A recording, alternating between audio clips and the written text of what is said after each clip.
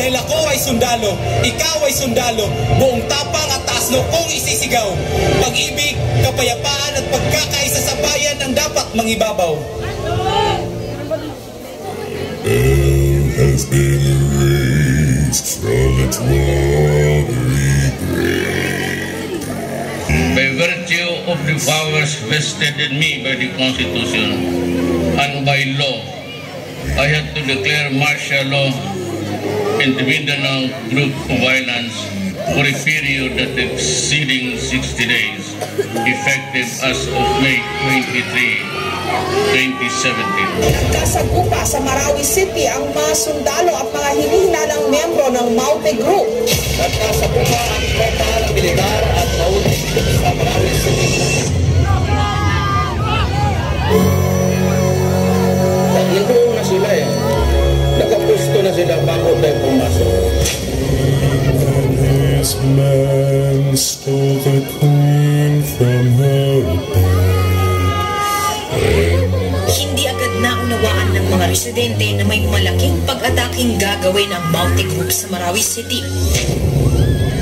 All hands, hoist the colors high. Unang araw, makikita ang ilang residenteng nakatitig lang sa mga lalaking nakaitim. Ang iba, sige lang sa pagbiyahe. I am ordering you to crash ang pisto.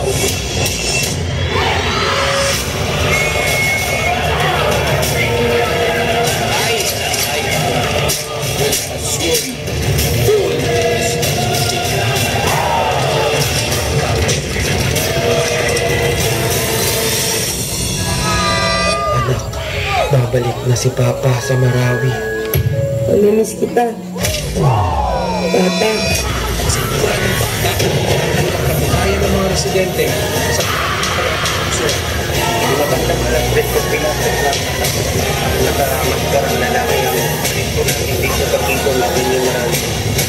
Ito ang mga kwento sa loob ng Marawi. Ito marahil ang pinakamatagal na gera sa Pilipinas sa kasaysayan sa loob ng isang lungsod. Mas nasaksihan natin ang lumalaki ng lahat ng parating magsusak. Mga teroristang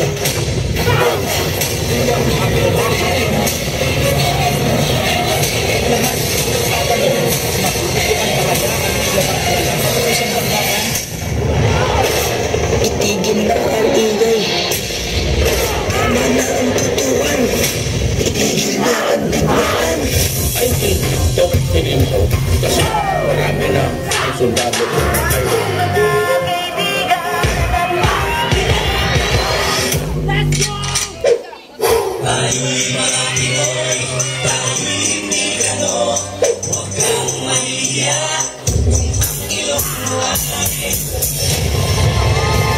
kung may isang bagay na napatunayan ng gera sa Marawi, ito ay ang pagtutulungan ano pa man ang religion.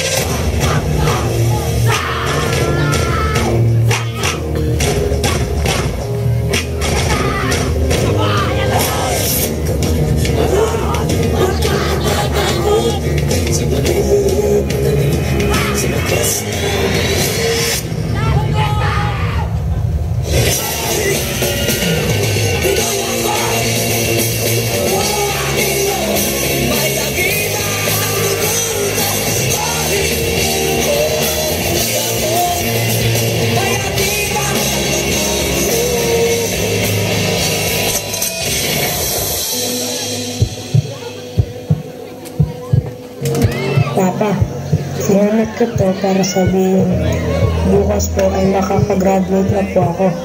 Pero po ang magsabit ng medalya ko hihintayin ko po kayo. Nagmamahal, anak.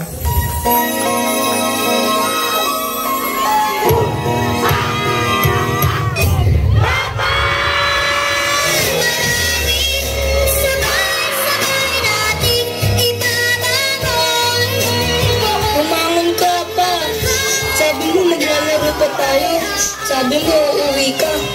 Gumising ka na dyan pa. Papa! Isang dapit hapon, sisikat ang araw sa isang bagong